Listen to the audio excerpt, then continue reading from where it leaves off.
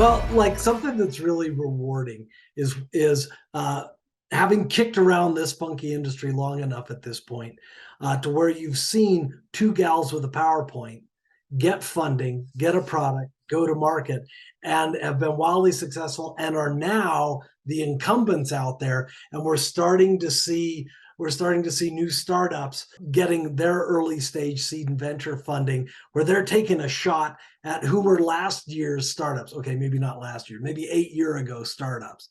And then watching these kind of cycles and these tides of ebb and flow, I think that's really fun. When all of a sudden, what you thought was an emerging tech years ago is now being called the incumbent. That's kind of rewarding. That's fun. I really enjoy that. That's one of my favorite things. And the other favorite thing, it's related to that, is those people who are perpetually involved in successful early stage companies, and they're able to somehow identify a trend and somehow recruit just the right engineers and somehow put Yeah. together a roadmap of features that can be developed on the limited shoestring budget that they somehow are able to raise from who knows who. And then they navigate the hype cycle successfully and somehow get customers and somehow get customers successful and somehow either get big or get bought, and then they go do it again. And I'm just in a state of awe, and I just think that it's such a wonderful thing to see.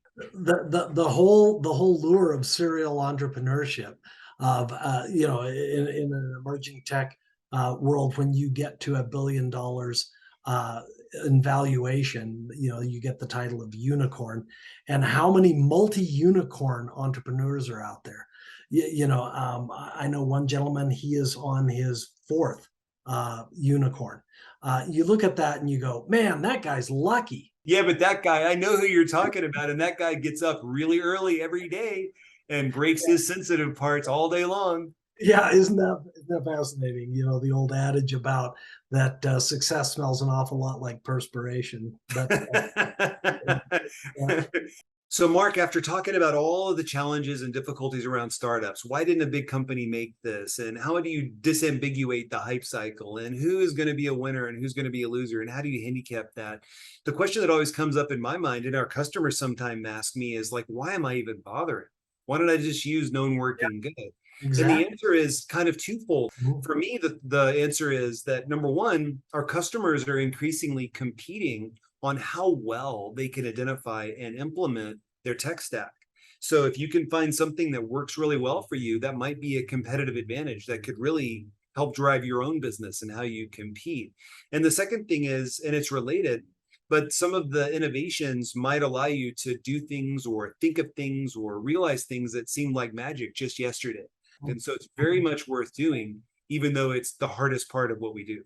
Yeah, this is emerging tech is not for the faint of heart. Hey, we had a lot of fun covering the three big myths of emerging tech. The first one being that innovation comes from large firms. The second one is that emerging tech is all just a bunch of hype. And the third one is that picking an emerging tech company to be successful in your company is just a coin toss. We've shown that all three of those are just not true. There's a better way of doing this.